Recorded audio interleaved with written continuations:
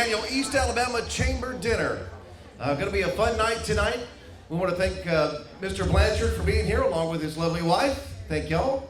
Also, we want to thank our friends with Central High School's Culinary Arts Program, headed up by Chef John, for preparing tonight's dinner as well. Thank y'all very much. By the way, if you have not eaten dinner over at Central High School in the bistro, I urge you to do so. It is very, very special, and we've got a chance to do that a couple of times, and it is very, very good. You won't disappoint.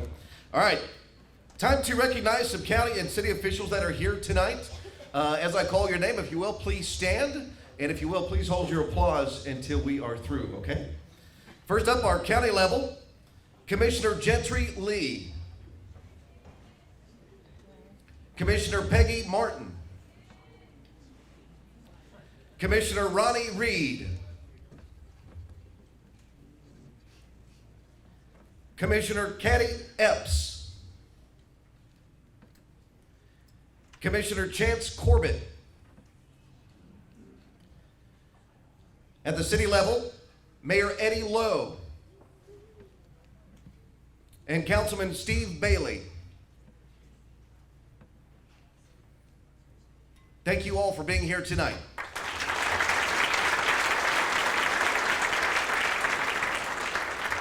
We would also like to say a special thank you to our sponsors as well. First of all, CTV Beam for being our diamond sponsor.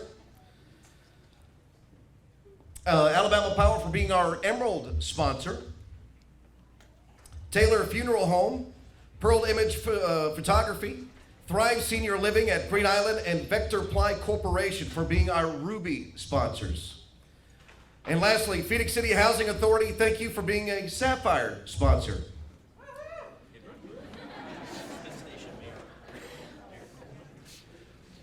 Also, we want to recognize Fifth Station Mayor, Mayor Copeland. Where's Mayor Copeland at? There he is.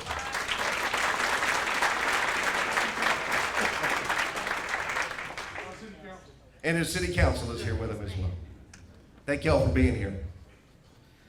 And a very special thank you to Mr. James Blanchard for agreeing to be our keynote speaker this evening. We're looking forward to your words a bit later. Thank you, sir.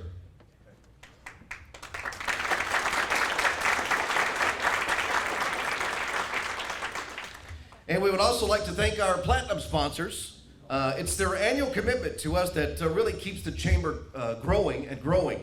Those people are Alabama Power, CTV Beam, PMB Broadcasting, City of Phoenix City, Buffalo Rock, Russell County Commission, City of Smith Station, Outfront Media, WC Bradley, TSIS, Troy University, Quality Inn and Suites of Phoenix City, Aflac, Synovus, A Simple Business Solutions. Let's give these folks a big round of applause.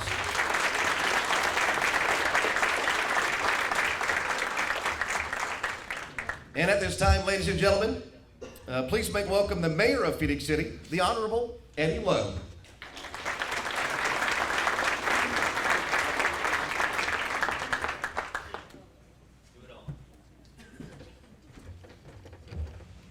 Good evening, everyone. We certainly appreciate everyone being here. If we could all stand for the prayer, the invocation, as well as the pledge. Thank you all so very much for being here in positively Phoenix City. We had to get that in. If we can all bow, please. Our heavenly, gracious, loving Father, we truly thank you for allowing all of us, collectively and each of us individually, to be able to see a new year, but also to be able to see a new decade. And Lord, we realize and know that it's only because of your mercy and your grace that you've bestowed upon all of us. But Lord, we ask that you allow us to realize that the purpose that you've given us to see a new year and a new decade is to think of others more than we do ourselves. And I pray, Lord, and I can only pray, that all of us, we are all leaders, and we all have the fiduciary responsibility to be the leaders that are wholesome, to be the leader that are pure, and to be the leader that has compassion. And Lord, I ask and pray that you all allow us to be sacrificial leaders, where we're able to take the blows, we're able to take the punches, because we are sacrificial leaders who think of others more than we do ourselves. And Lord, I ask that you bless this city, you bless this region, that we all have the same mind and spirit to be the sacrificial leaders that will make our community all it should be for your purpose and your glory. And now, Lord, I ask that you bless this meal that we're all about to partake of, that it truly do us good and not harm, and that all of us can fellowship with each other through pureness and through love. In your Son's name I pray, Jesus Christ our Savior. Amen. Amen. If we can all face the flag, please. Attention, salute, pledge. I pledge allegiance to the flag of the United States of America and to the republic for which it stands, one nation, under God, indivisible, with liberty and justice for all. Thank you. Thank you all so much. So what do you think about dinner tonight? Pretty special, huh? Again, thank you to our friends at Central High School's Culinary Arts Program, and Chef John did a wonderful job. They always do. So thank you guys very, very much. Also, a big thank you to our friends at CTV Beam for being our diamond sponsor this evening. And at this time, absolutely, we want to introduce the Executive Director of Operations at CTV Beam. Please welcome Melissa Gant.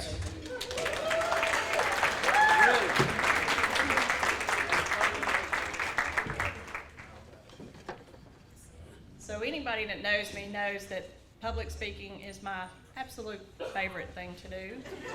Not.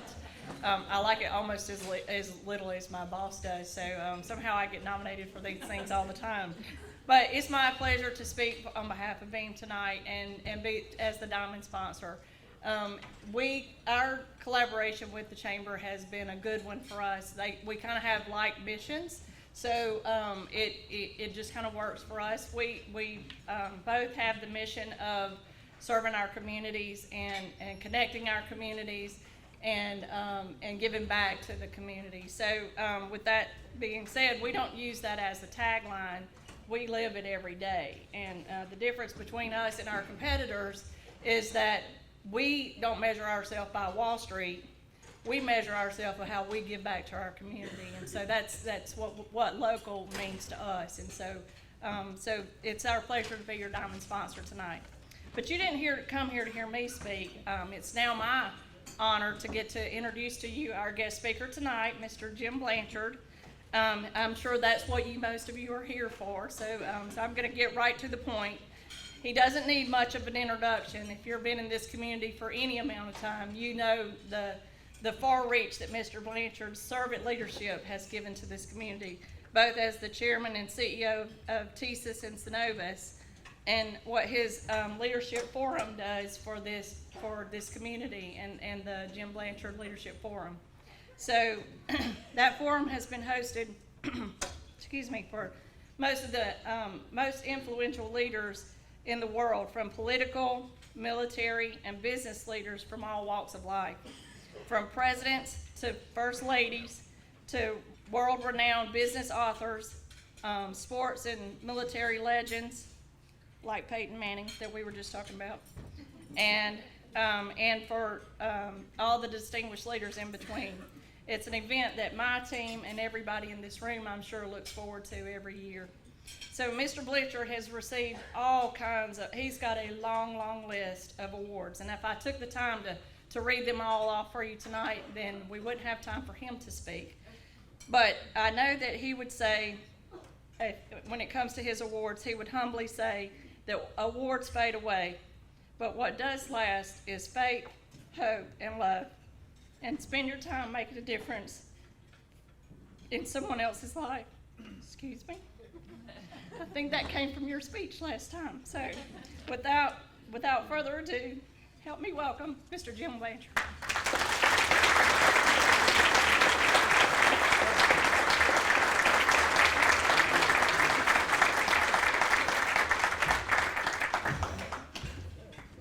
Thank you for that. got my prop man here helping me. I got a lot of stuff here that's more than this podium will hold. So, and then one other thing I might tell you in advance, just so because you'll see it quickly, is that I can see you guys really good, and I can see something in my hand up this close really good. But I can't see really good from where my eyes are to where these notes are. It's just a distance that's gotten awkward for me. And when I was doing this a lot, I actually had them build up a shunt for me that would put the notes up about right here. And so I don't have that tonight, but y'all bear with me. It doesn't bother me. I hope it won't bother you. I'm so happy to be here. Sis and I have been looking forward to this. We love so many people in this room. I'm looking at Lynn and the mayor and looking at Wade, who I worked with at Synovus for years and years. By the way, he was one of my favorite executives at Synovus. He ran the credit card department there, and that was the hardest job in the company, because we had this other little company called Thesis sitting right over here, and he did it to perfection as the lead bank involved with this company that has become the largest processor of Visa and MasterCard in the world. And I love Phoenix City. I wanted so badly for Synovus to own the bank over here. And I love Roy and Janie, and I've had so much fun with them. Sis and I, over the years, have had such great friendships. And anyway, we did buy the bank. Wade is our guy that has done such a good job of running it. And Roy has told a lot of people, he's never told me this, but he told a lot of people, if Jimmy had known how bad I wanted him to buy it, he could have gotten it a lot cheaper. Does that sound like Roy? Yes, it does. Well, we love Phoenix City, and I think that the reason I wanted the bank so badly was because it was a bridge that I thought would get this community and our community closer and closer. And there's still some people over there that don't love it over here, and there are people here that don't love it over there. But more and more people are loving being neighbors, and that's a great thing. And I think the more neighborly we are as cities, the better it will be for both Phoenix City and Columbus. The Bible says to love your neighbor as yourself. So, howdy, neighbors. So, as a backdrop for what I would like to talk about tonight, I'd like to read a scripture, and this is not for evangelical purposes. This is for instructional purposes. And this is a scripture that I think says a lot about you and why you are here and what you do in your Chamber of Commerce and what we do in our Chamber of Commerce. And I know the United Way is here, and many nonprofits that you support over here and we support over there are all here tonight, and I am grateful to them for the great work they do. This is in the 2nd chapter of Ephesians, verse 8. For it is by grace that you have been saved through faith, and this not from yourselves, it is a gift of God, not by works, so that no one can boast. For we are God's workmanship, so that we can do good works, which God prepared in advance for us to do. Now, at first that may sound like a riddle, because We're not saved by works, but we are designed to do works. And if I'm accurate on the scripture, it's works that God has foreordained that we're going to do, which means that we're all searching for God's plan for our life. And I believe one of the plans is to love your neighbor, and I believe another one of the plans that God has for us is to do good works in our community. And that means the work of the chamber. And so this isn't just a commercial deal we're involved with when we're doing chamber work. It's not just a commercial deal. We're not doing it for recognition. We're not doing it for accolades. We're not doing it so that we can expand our network and do better with our business. We're doing it because it's foreordained that we give of ourselves to our community.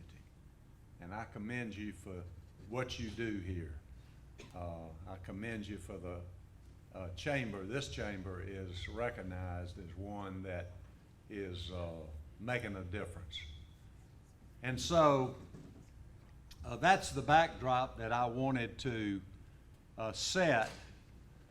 And I just wanted to add one thing. I think, as I said, it's not a riddle, but works in some cases gets a bad name because some people, I guess, believe that they can be saved by their works. Well, it ought to get a good name because we are foreordained. Our purpose is to do good works, and it's to find the purpose that God has ordained for us to do those good works. And again, I think the chamber is one that is right in the center of his idea about the works that we do. So the subject I want to talk about is leadership. We talked about the leadership forum. History at Synovus is that we have brought in great leaders from all over the world to give us examples of leadership, lectures on leadership, things that we can learn that would make us better leaders. And so I'm going to do a little something different because I have a foreordained 20 minutes and 5 of it is already gone. That's the bad news because I have about a 4-day seminar that I'd like to give you. There's just no way in 20 minutes, but what I've decided to do, and I've never done this before, but I've decided that I'm going to tell you tonight, in the next 15 minutes, what I would tell you if I knew that through 78 years of life and over 65 years of leadership opportunities, that I'm going to tell you what I would tell a group if it was the last chance that I was going to ever have to talk about it. And so I'm going to do that quickly. So let me tell you the big 3. These are the 3 golden goodies. And if you're taking notes, write these down because these are my interpretation from everything I've heard, from everything I've read, and everything that I have believed about leadership that are the 3 things that will make a great leader. And first, it is to be secure in your own skin. It's self-confidence. Now, that doesn't mean arrogance and it doesn't mean cocky. It means that you're not insecure, because an insecure person in a position of leadership will make a decision based on fear sometimes, but always based on how it will reflect on them and not necessarily what is the best choice to make in that set of circumstances. That's number one. So the application of that is that, give yourself a fair, honest evaluation. If you feel like there's an insecurity there, deal with it in prayer, deal with it in counseling, deal with it with people inside your business, deal with it with your pastor, deal with it any way you want to, but don't fail to deal with it, because you need to get that place where you are secure, because at that point you will make a decision that is good for the whole, it is good for the team, it's good for the business, and it will not be a decision made out of insecurity. That's number one. You may think, gosh, I never heard anybody even talk about that, but that's my judgment on what is the number one quality of a great leader. They've got to be secure in their own skin, in their own ability, in their own judgment, because if they're not, they'll go off on tangents. The second thing is unselfishness. The truth is that I know adults, you know it. Well, first, you know, and most of us in our lifetime have been exposed to insecure leaders.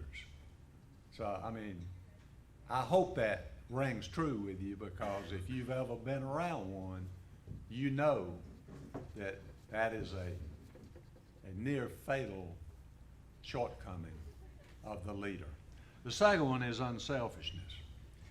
Unselfishness is something you have to learn. I do believe that we come into this world as babies selfish.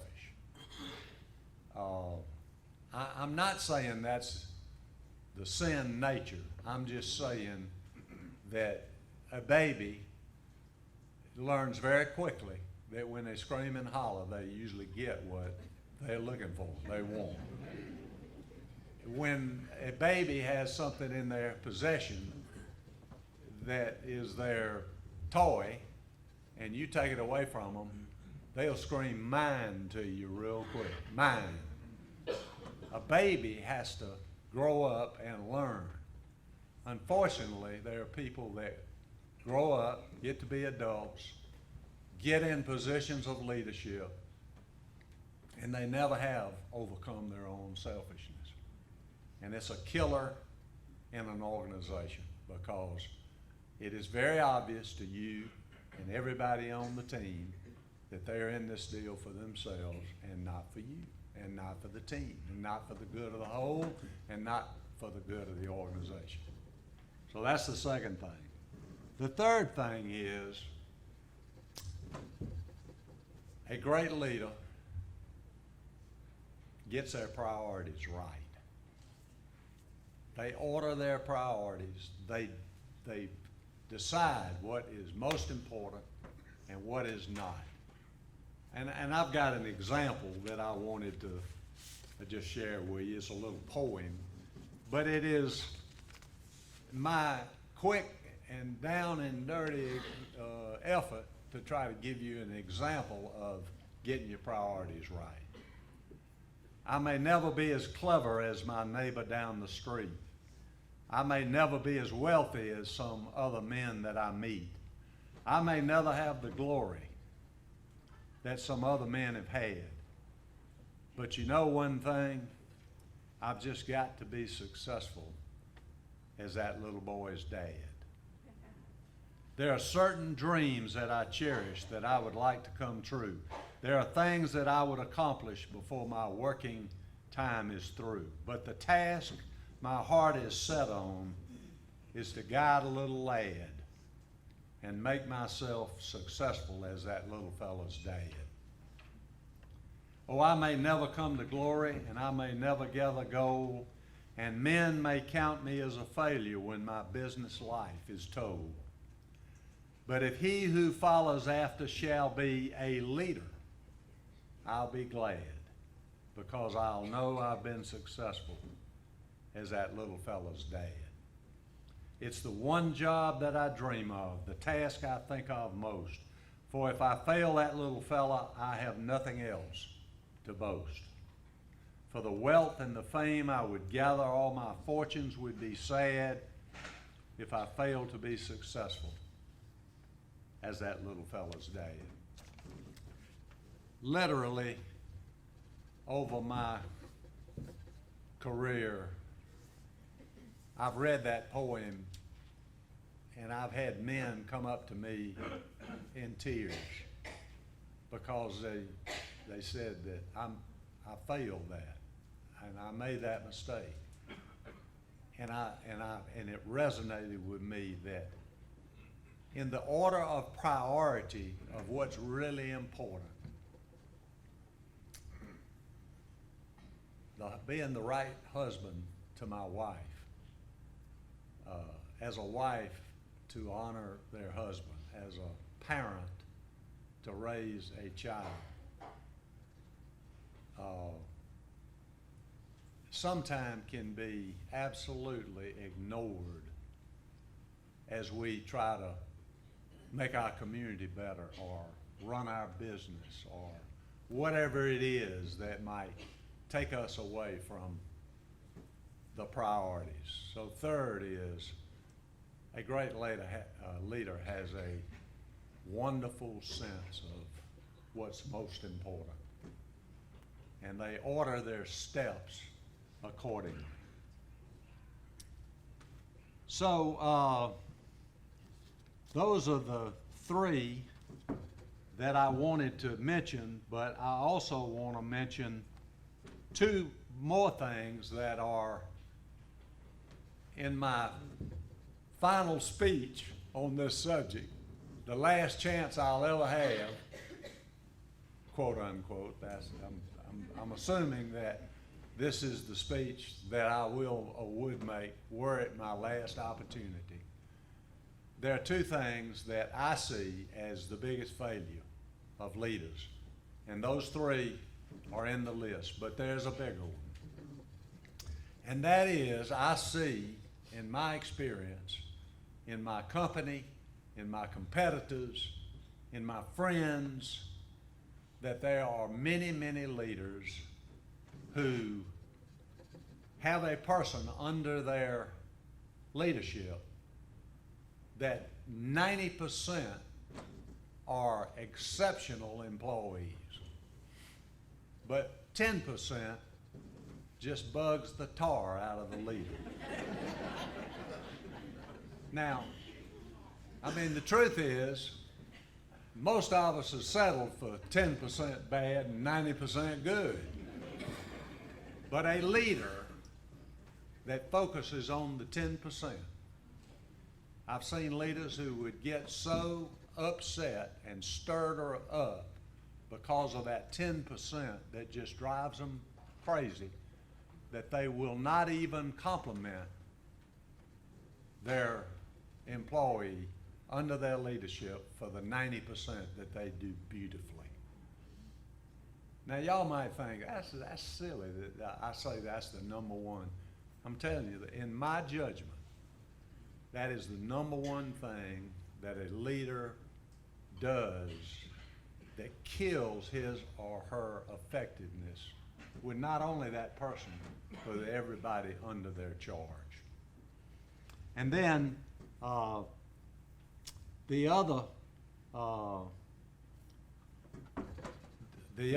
second thing is something I learned from my father, and I've seen it over and over and over again. And again, this may be one you think, where did he come up with this? But a leader gravitates naturally, unless checked, toward becoming potentially bitter about their leadership situation. And my father said, don't ever get bitter in a leadership role. And the bitterness comes from people let me down. I'm working harder than anybody else in the company. I mean, the list is long, but you get the point that just a leader that is aware of that natural drift and propensity will avoid that trap. And I think it's among the two top killers of effective leadership today. I've learned this from my experience. I've learned it from the books I've read.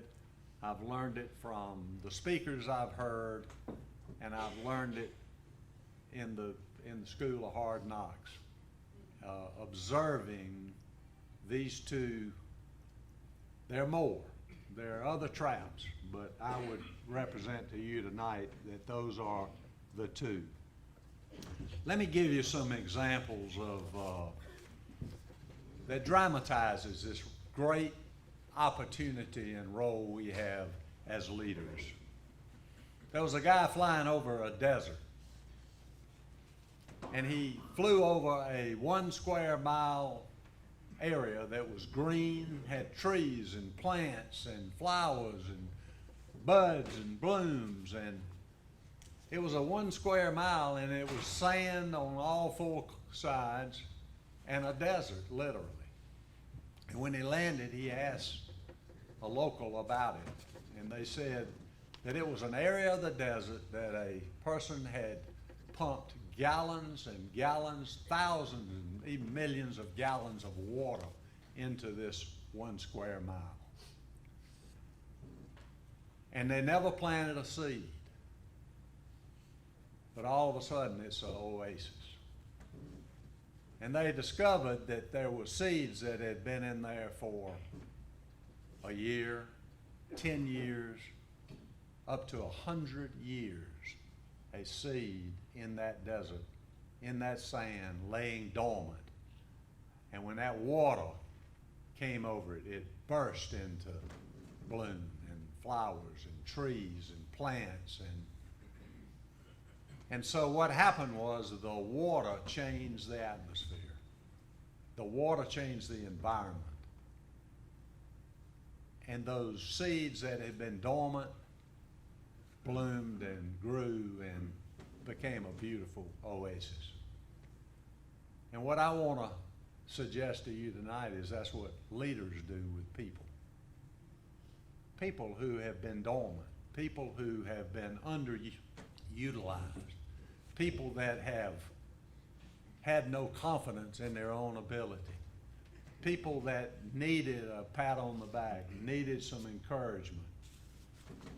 Somebody on the field, Eddie, that just blossomed because they got a pat on the back of an encouragement from a great coach. And I just want to leave that thought with you that our job as leaders is not to try to make people miserable all day long. Our job as leaders is for us, because of the atmosphere we create and the environment that we produce in the workplace, causes people to grow and flourish and succeed. The second thing that to me is dramatic is that it is a scientific fact that the countenance on the face of a mother touches the joy cell in the brain of her infant child. Now the mothers know this. The mothers that have held that baby and smiled and seen a smile. Sometimes us dads, we kind of miss out on some of those things. We don't quite get it like the mothers do. But the joy cell is activated. There is a life that is breathed into this infant because of the touch and the love and the affection and the smile. The joy cell is activated in the brain. Well, let me ask you this. Don't you think that joy cell exists in adults too?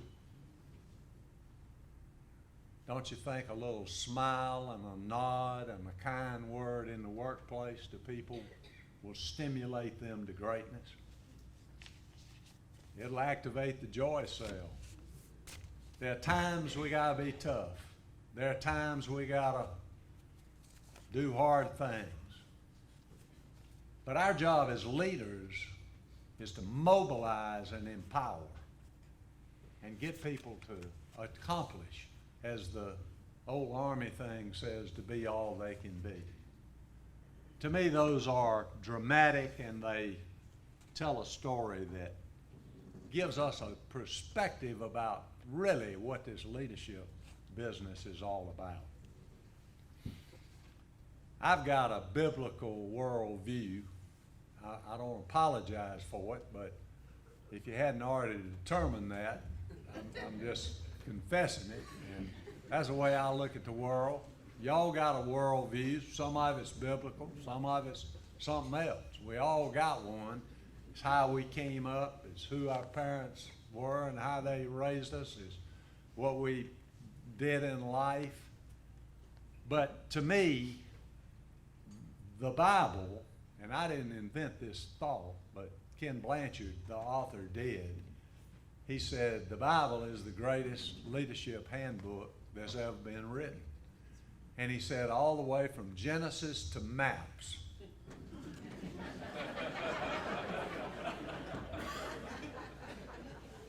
It gives you the greatest tips, treatise, the most authentic how-to book that's ever been written on leadership. And by the way, as an aside, I would recommend to you to work on your leadership just like you work on your marriage, just like you work in your office, just like you work in your parenting responsibilities. Leadership is something that you never get enough of, you never learn enough, you're always able to grow.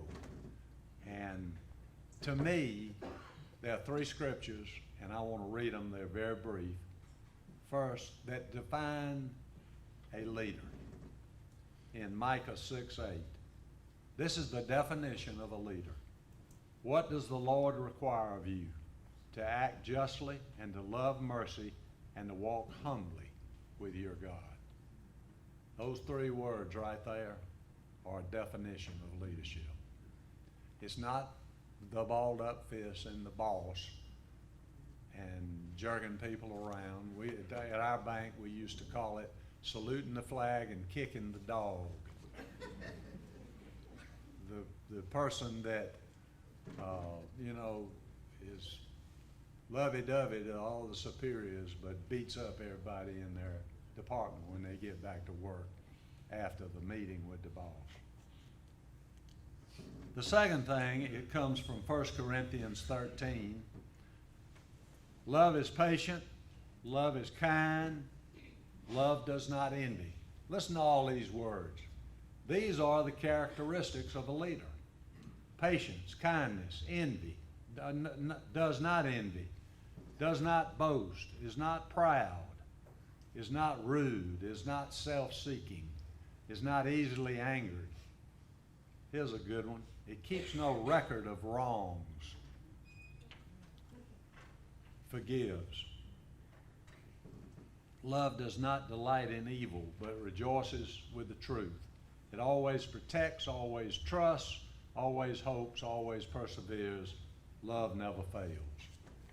And then finally, Colossians 3:12 and 15. Clothe yourselves with compassion, kindness, humility, gentleness, and patience. Bear with each other and forgive. Forgive whatever grievances you may have against one another. Forgive as the Lord forgave you. And over all these virtues put on love, which binds them all together in perfect unity. I've had people over my career say, man, it sounds kind of mushy. Sounds kind of permissive. You can't run a business being easy. And I do admit, and I acknowledge, and I think we need to embrace the fact that sometimes tough love is important. And being candid and honest with people about your perspective of their performance. But I'm always reminded of the story of Bear Bryant, Eddie's coach, and probably others in this room, when he went to see the #1 recruit in Alabama in the state to try to get him to come to the University of Alabama. And he walked in and put his famous hat down on the table, and he proceeded to have a conversation with the boy and his mother, and the boy got snippy with his mother and really was rude to her and disrespectful.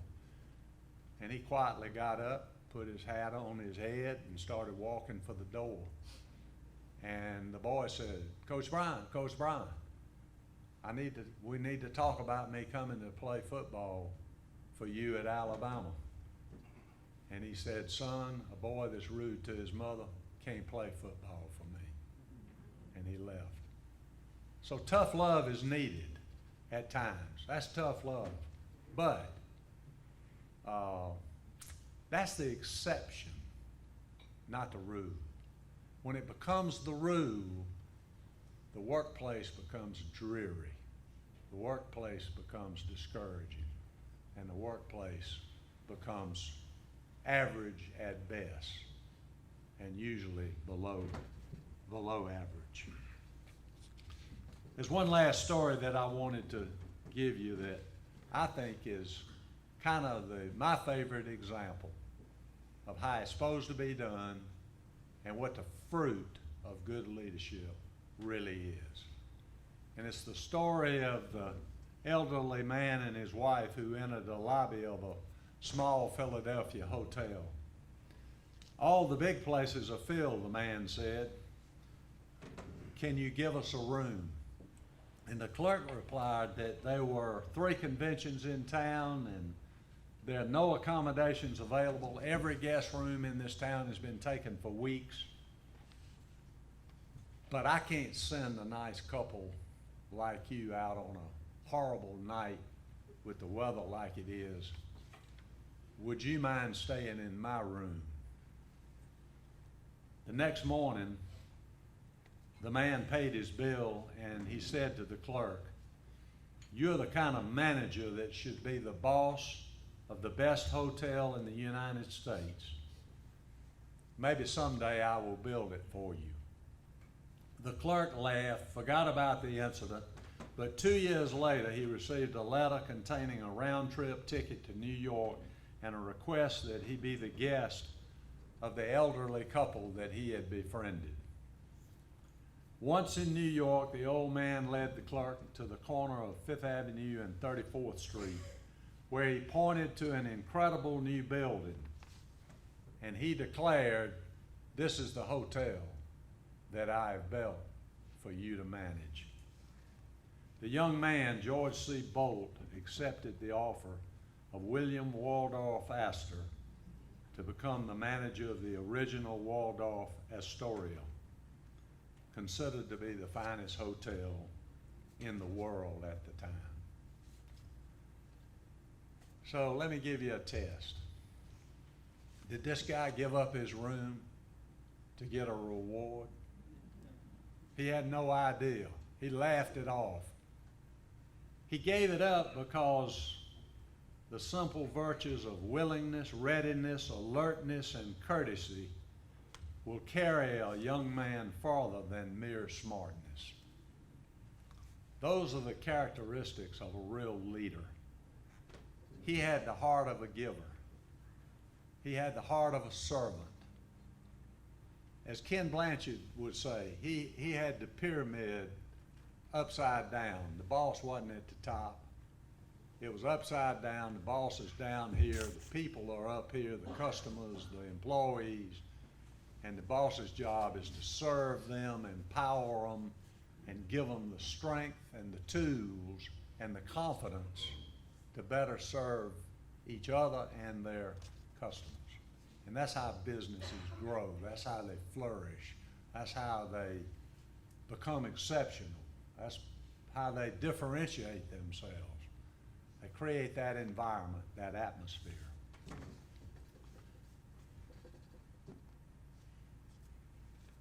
So there's so many more stories and there's so many more characteristics. I wrote down just a few of them, besides the ones that came from the 3 scriptures and the ones we've been talking about. And like integrity. I mean, that's table stakes for you guys, for you ladies or whoever that doesn't gamble. That means that you gotta have table stakes to get to play. And so integrity is table stakes in the leadership business. Without it, you really don't qualify. Persistence, resilience, grit, competitiveness, loyalty, compassion, patience. I mean, basically what this is all good old rugged American values that a leader should portray, should live by. They need to have those 3 things that I have judged over my time to be the most important, and make sure they don't have the 2 things that are the killer apps. So I'll close with this. Wade Burford has heard this so many times, he's probably gonna put his head down on the table. But I had a vision one time that I had passed away and I went to my reward and entered into heaven, and I went into this building that looked like a college coliseum, and there were these tables all over the place. It was like, you may remember from registration in college. I mean, the freshmen didn't have a clue where to go. Everybody else kind of knew the game and knew how to get to the right places, get signed up. So I found the table that had the book of life. And they opened up the book, the attendant at the table opened up the book, and praise the Lord, she found my name. And I looked at the book, and it didn't have a thing in there about Synovus. It didn't have a thing in there about total system. Now, I'm not saying that work is unimportant. The Bible says we're to work as unto the Lord. But it's not in the book. It's a carnal thing, and that's going to burn up in the fire like wheat, hay, and stubble. But the book did say a number of things. Did I love sis like the Lord loved the church? Did I raise godly boys and love them unconditionally? Was I a friend when there was a need? Did I make a difference wherever and whenever I had an opportunity? Did I have the heart of a giver? Did I serve others rather than demanding to be served? Did I have a hunger for the Lord to know Him better?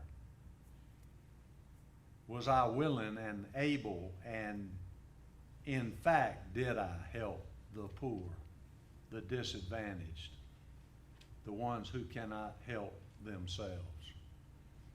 The Lord said, when you did it to them, you did it unto me. So the other thing I've had happen to me, other than men crying about feeling like they missed it, is I've had an opportunity to tell a lot of people, young and old alike, that it's not too late. We can start tonight. Most of you have started well before now. Most of you are on the right track. I would bet a very high percentage of people in this room, your name is already in the book and they're waiting for you to get there, to have a big old celebration. But we can all do more. We can serve more.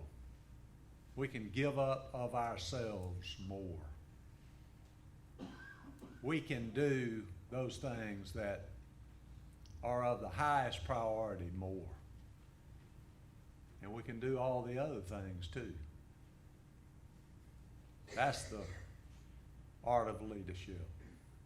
That's the art of living. That's what this book that I've been reading from is all about. It's not only a great leadership handbook, but it's a handbook for living. And it's like that medicine you might be taking. It says it works best when taken as prescribed.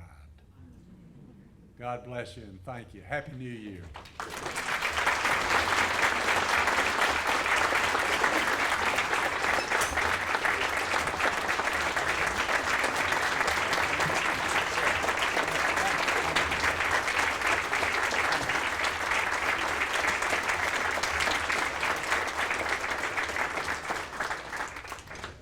Mr. Blanchard, you're a true inspiration, and as a gentleman that's spent a lot of years doing leadership training, you just probably taught me about 10 years worth, so thank you so much.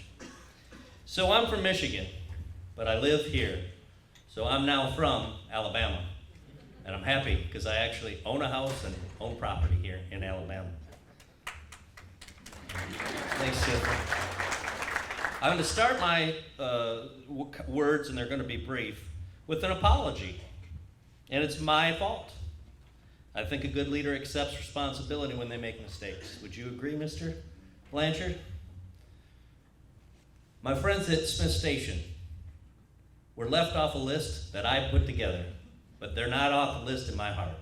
They're good people, and I appreciate you. So, thank you, Mr. Cooley, Mr. Stringer, and Mr. Jackson. Would you please stand for a minute so you can be properly recognized?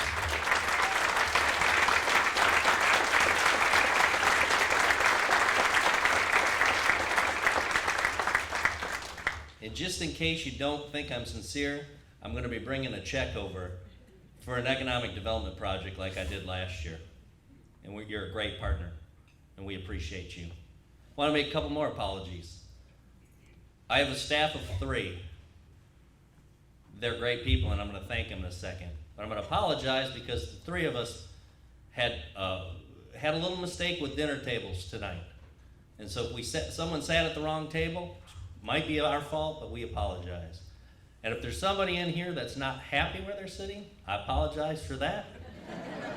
And if I have to wash your car to make up for it, I'll do that. And just put a smile on Mr. Wilkes' face. So, we appreciate you. Okay, there's 2 people in this room.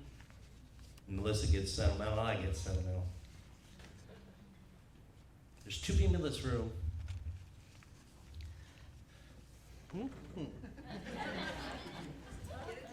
They listen to me every day. They listen when I get angry and frustrated. They listen to me when I'm singing at the top of my lungs. They're great people. Please give a round of applause to my staff, Kellen Fliss and Steve Jordan.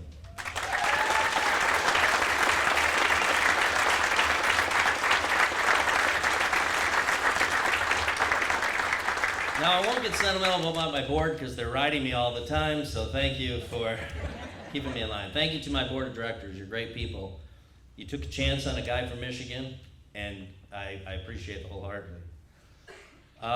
Thanks to you as members and people that are future members. If you're not a member right now, see Steve Jordan. He'll get you signed up. Chamber of Commerce is an important entity. Some of you don't know what we do. Well, I'm going to tell you. We represent the businesses of this community. We're the voice of business and the people in the community to do what we can to grow and prosper. My Russell County folks, my Smith Station folks, and my Phoenix City folks don't always like me because I'm from Michigan. And sometimes I say it too straight. I haven't learned genteelness yet. But understand the things that come out of my heart and that come out of my mouth are to make this community better. I'm here to help. And sometimes, as you just said, tough love. Nobody wants to hear what I have to say, but I say it. Our Chamber of Commerce is trying to make a difference. You're trying to make a difference. And by being here, you're making a difference. So thank you for your time. I'm going to give you some highlights. So this is what happened this past year. We increased our membership by 10%. We had Governor Kay Ivey last year as our public speaker. We took our first trip to Tuscaloosa on an intercity trip with about 25 people. We'll be going on another trip this year. Our annual golf outing went from 32 teams to 38 teams. Our Chamber Foundation, if you have not been down to the Riverwalk yet, has installed 7 benches with 4 more benches coming. We'll have replaced 13 benches, and we're gonna have to find a place for an extra one because we have 14 benches sold. It's a beautiful tribute. If you haven't taken a walk, there's some great people, and thank you for those that invested in those benches. We collaborated on the Young Citizens Award with a lot of great people, and the committee members are in the room. If you're a committee member for the Young Citizens Award, will you please stand and be recognized?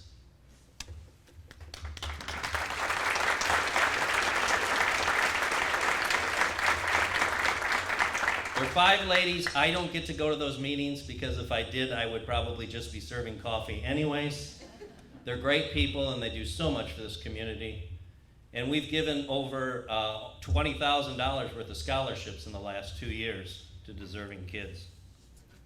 Spooktacular, our true partnership with Columbus. The last 2 years, we've partnered to have over 4,000 to 5,000 kids and families get together for a safe Halloween venture across the bridge. That's regionalism.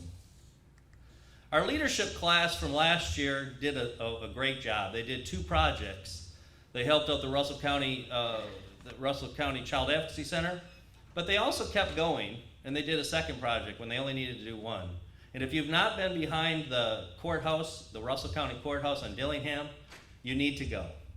We have the largest Phoenix swings in the country, welcoming people to Russell County and Phoenix City.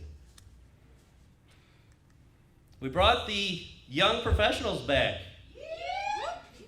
We call them YEEP because they're young East Alabama professionals.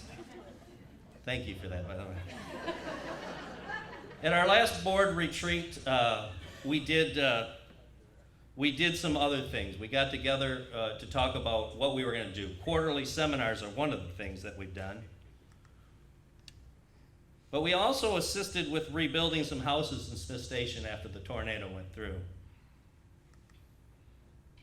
And we're trying to figure out how do we get Fort Benning more into Phoenix City, into Russell County, into Fort Mitchell, into Smith Station. So we're continually going to Fort Benning to have conversations.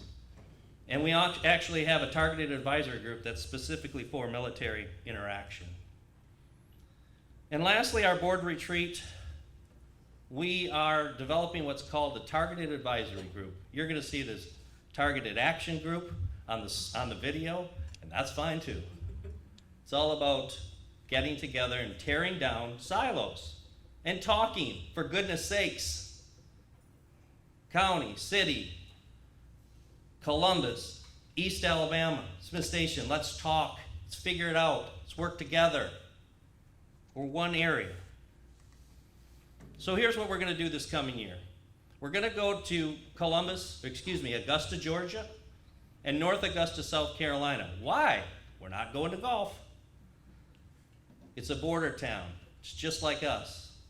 When I came down here, everybody said to me, well, just be aware, there's a lot of good things happening, but there's still like a barrier. It's called the Chattahoochee River. But you know what? It isn't a barrier. It's a bridge. It's a bridge to pull us together. We're going to go and we're going to learn about what this city has done to grow, build their downtown, and we'd like you to come. We have 50 seats available. We already have 13 of them filled. It's at the end of April, on the 29th and 30th. If you want to find out more information, by the way, you're going to get bombarded with it, because now that this event's over, we start on the next one. Hey, thank you, Siri. Targeted advisory groups, we have 5 of them. Education, Government Military Affairs, Convention and Visitors Bureau Events, which is the same place, Workforce Development, and the 5th one. I blanked, we'll come back to that one. I think I said education, but that's all right. Economic and Community Development. Will was waving over there.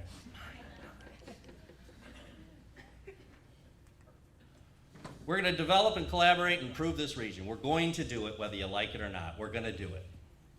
So get used to it. Chamber's not bad. Chamber's good. We're going to use the Chamber Foundation to, once we get the benches put in, we're going to do some more stuff. We're going to figure out what needs to be improved, and we're going to do it. This year's class is already working on a leadership project. They're going through the steps. They have some improvement ideas and some art collaboration that's going to happen.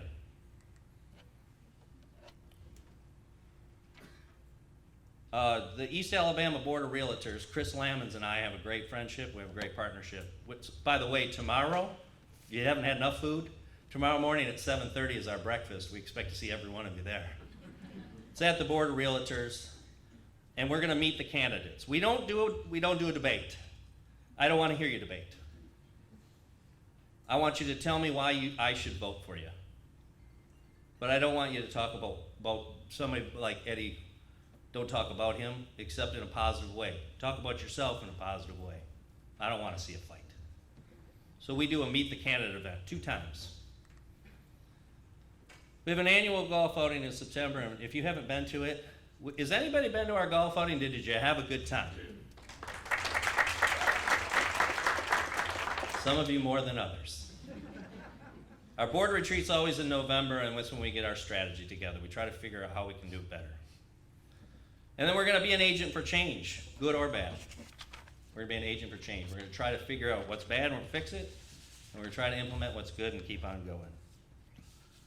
It's my pleasure to work with different organizations, and this organization's a great organization, Young Citizens Award. These are the winners from this year. It's the whole group, the whole group that won first and second place. First place was $1,000 this year, and second place was $300. It's a great thing to do. We're happy to be part of it. These are the winners, and here's their names. 6 categories, 12 and 13 winners this year, because we had some that the judges, and they didn't compare notes, came up with the exact same score.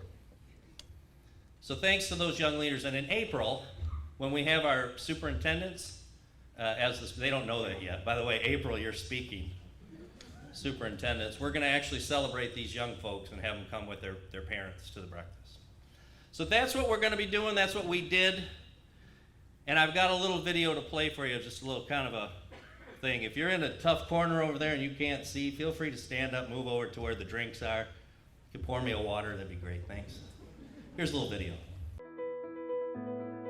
Hi, I'm Dennis Beeson, East Alabama Chamber of Commerce. Thanks for attending our 2020 annual dinner. We're going to show you a little video about all the great things that happened in 2019.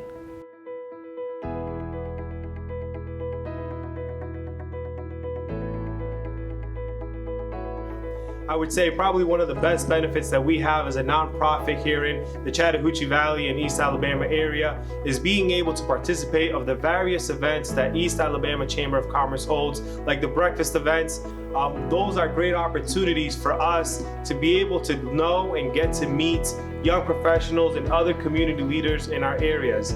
So East Alabama Chamber, thank you for all that you do.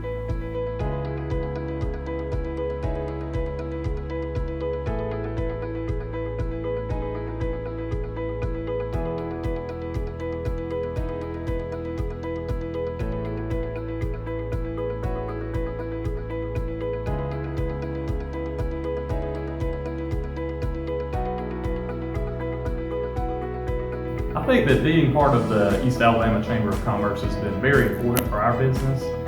They have a real desire to grow the business in our region, and I think that we've seen many benefits from that, from working with their leadership team, and the team do a great job.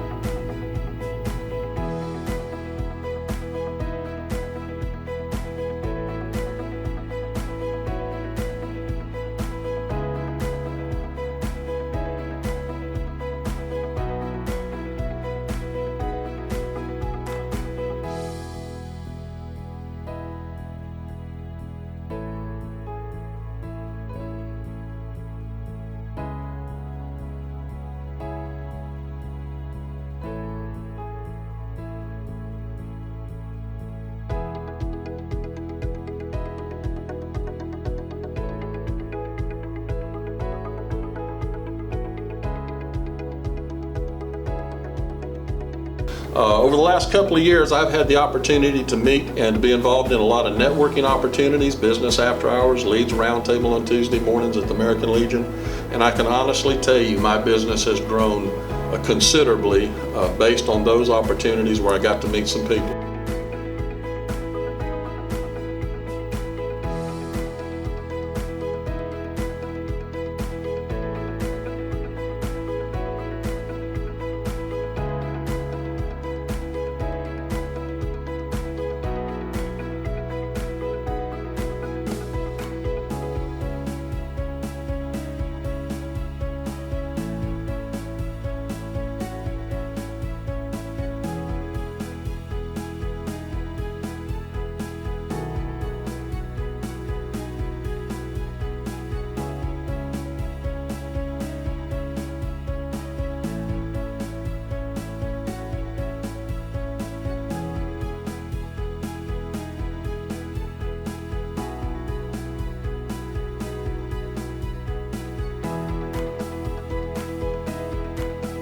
So much needs to be done in the community, and it cannot be done without young professionals, on board to help make that change within our community. So I think this is a great opportunity for young professionals to connect and just be engaged with the community.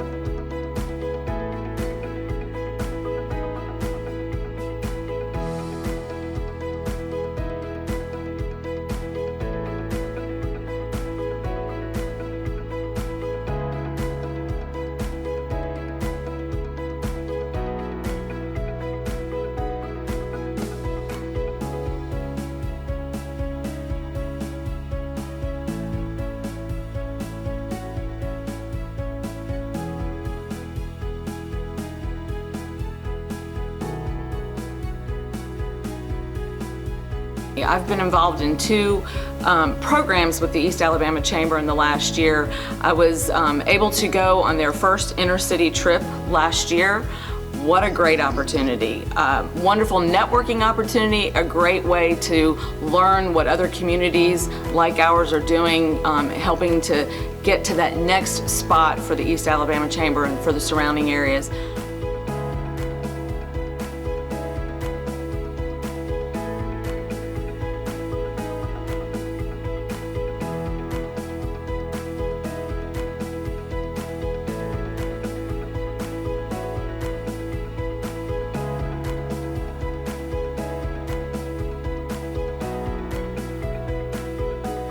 The relationship between the Chamber and Smith Station is a great one.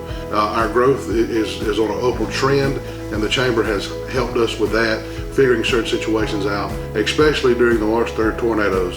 They went above and beyond to help the city of Smith Station, and I thank you a lot. I look forward to the future working with the East Alabama Chamber of Commerce.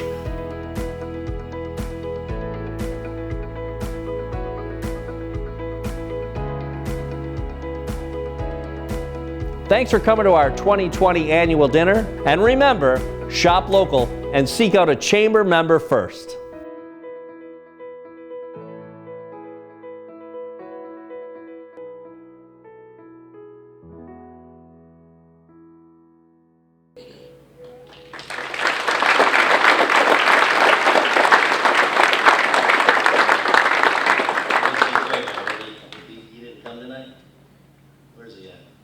Chris is here too. Thanks to the CTV team guys who always, when I call them, and Brad Beasley's not here, but every time I call them, they help me out. Special thanks to Brenda Griffin and Melissa Gant, and all the folks that helped put this thing together, our ambassadors. Please give them a round of applause. Okay, now I promise we're going to do some awards and we're going to have you out of here probably in 20 minutes or less. So hang with us, don't go, because I want to celebrate some great people. So Brian, come on back up. Give Brian a hand too for being our new speaker.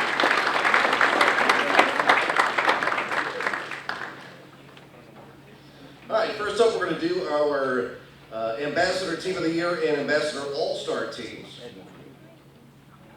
An ambassador of the Chamber of Commerce is someone that volunteers their time to help our organization grow.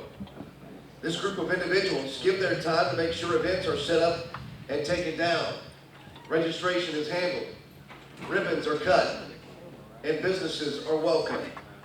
This group is essential to a productive Chamber of Commerce.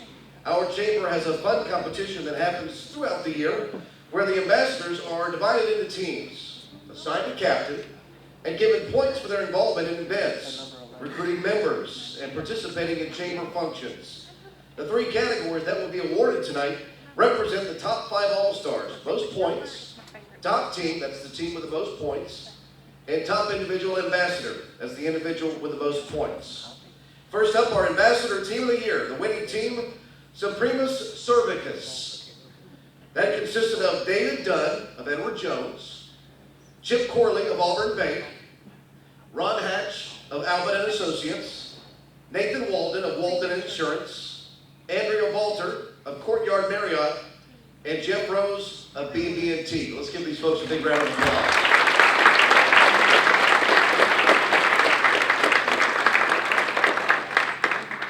And the Ambassador All-Star Team All-Stars consisted of David Dunn of Edward Jones, Ron Hatch of Albin & Associates, Sam Malloy of ServPro of East Alabama, Van Palmer of the VP, and Nathan Walden of Walden Insurance. Let's give these folks a round of applause.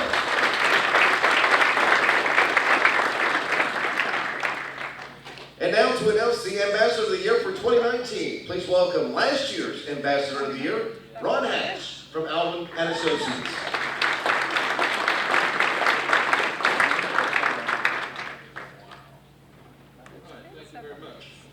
This afternoon when Dennis called and said, I'm going to give you a chance to speak tonight, I was excited because I thought I was going to talk about myself. And now that Jim's talked about humble and humility, he's got to squash that term. But I am going to tell you a little bit about the Ambassador of the Year. And personally what it means is everyone in this room has a job. They have a family, they have organizations they work with and they work for. So a lot of time goes into all those opportunities. But there's one person a year that we call the Ambassador of the Year that's gone above and beyond that because he's not only or she's not only given their time and their energy to all of those efforts that we just talked about, but they also help the Chamber of Commerce achieve goals and the success that we've had this past year. So the Ambassador of the Year is an individual that has given their time freely to promote, support, and grow the Chamber. Through their commitment to attending events, providing referrals, being a liaison to members and assisting with the setup and tear down of events, this person is overwhelmingly beneficial to the Chamber of Commerce. And this year's winner, I'm proud to announce, is David Dunn from Edward Jones.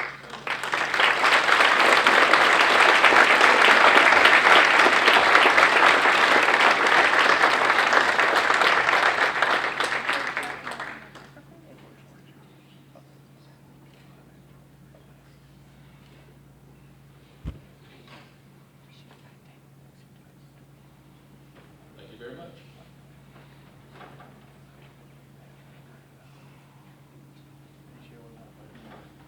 And now to announce our Young Leader Award winner, please welcome Sean Colligan of Phoenix City Economic Development.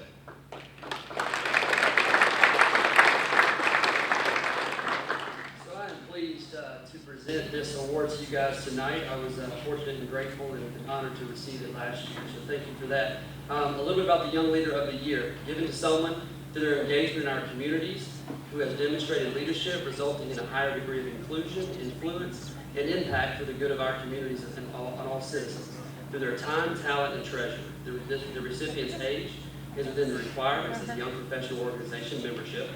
under 40, and has assisted in elevating the presence and impact of our community's younger citizens. We've had 3 fantastic nominees this year, and I'll read those nominees. Chandra Wright with United Way of Chattahoochee Valley, Denise Dubois, the citizen of East Alabama, and Haley Rainey with now the United Way of the Chattahoochee Valley. And our winner goes to Chandra Wright.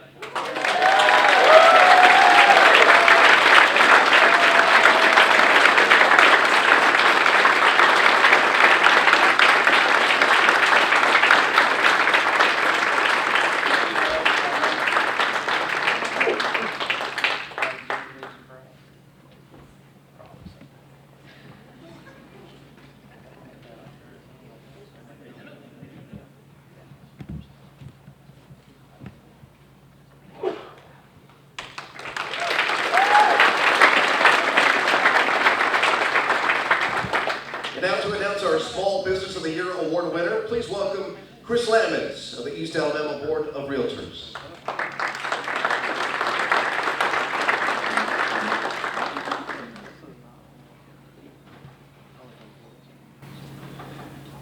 All right, thanks, Dennis, and I'll try to get you out of here quickly and just read from my card like you asked me to. Small Business of the Year, a business or organization of approximately 50 employees or less that positively impacts the East Alabama region by actions taken for the betterment of all. Through their investment in the community, they are a leader of initiatives and economic development. Their business/enterprise promotes a positive environment for the community. The nominees are, these are the top 4 in votes, by the way, Vicinity Tours, Chattahoochee Brewing Company, Phoenix City Housing Authority, and Edward Jones David Dunn. The winner is the Phoenix City Housing Authority.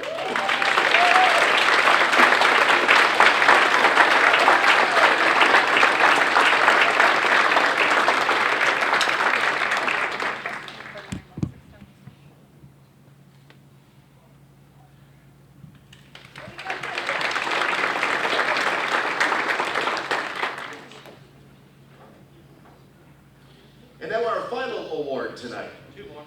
Oh, you got 2 more. Oh. 3 final. To announce the winner of the Economic Award, or the Economic Development Award, and to introduce the Individual Leader Award, please welcome David White from Troy University.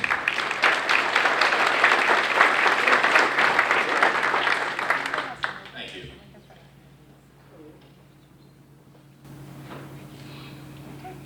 The Economic Development Award is for a large company of over 50 employees that has made significant impact in the East Alabama region through job creation and investment both in community infrastructure expansion and renovation, and a readiness to act when called upon.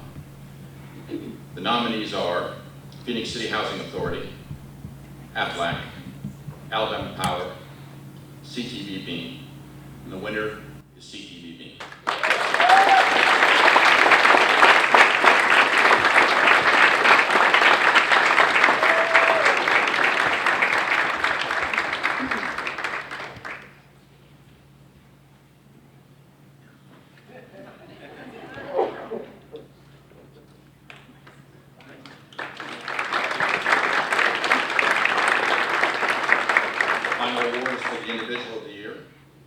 Someone who reflected unselfish humanitarian service and leadership, having promoted or led positive initiatives, taken stands on issues for the betterment of our community. Through their leadership role, they've made significant impact through personal, business, and professional achievement. Someone who has helped build a community atmosphere for diversity, inclusion, growth, and opportunity for all. The nominees are Mayor F.L. Bubba Copeland, City of Smith Station; Chris Lamons, East Alabama Board of Realtors; Tony Taylor, Taylor Funeral Home. The winner is Mayor F.L. Bubba Copeland.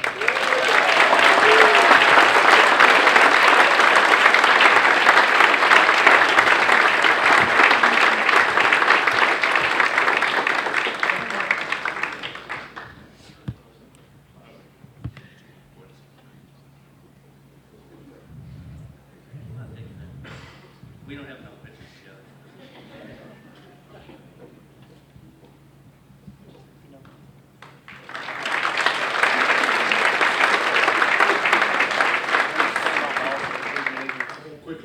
words, I know we're all ready to go home and have to use the bathroom. But I'd be amiss, I don't want to sound cliche, but I'd be first to thank my Lord and Savior Jesus Christ, because I can't even walk without him holding my hand. So that's first and foremost. Second, I'd like to thank my beautiful wife. I outkicked my coverage. And I'd like to thank my city council, as well as my staff, for all they do. Dennis said to say something about what we've been through this last year. I hope that no one in this room has experienced what this lift station had experienced this last year. When you have a tornado that hits and kills 29 people, lasts 70 miles, does $50, $60 million worth of damage, it's kind of overwhelming. But we got through it with the help of over 10,000 volunteers. And it was not nothing that we did anything special. It was just the human people coming together. And so as I conclude with this, we're not as divided as the news wants us to be. When you go through an experience like that and the community comes together and people from all over the world come together. Quickly, I'll tell you the last story. As I was there on the Saturday after the tornado, I walked out of we had a trailer there that was brought by Alabama Forestry Commission. I looked to my right and there was 50 Muslims having morning prayer on the football field. There was tents from suicide survivors on the left. There was Jewish rabbis, there was Baptist ministers, Methodist ministers, LGBT community, all over Smith Station, buses everywhere. And I asked God, I said, God, you have to explain this to me because I don't grasp it. And he told me, he says, I am everything. I am in control of everything that you see before you. And it's very humble to me. So I want to say, with this award or whatever, this has nothing to do with me. It's all about God and just trying to be a servant leader, like Mr. Blanchard said. Be a servant leader and help others, love everybody.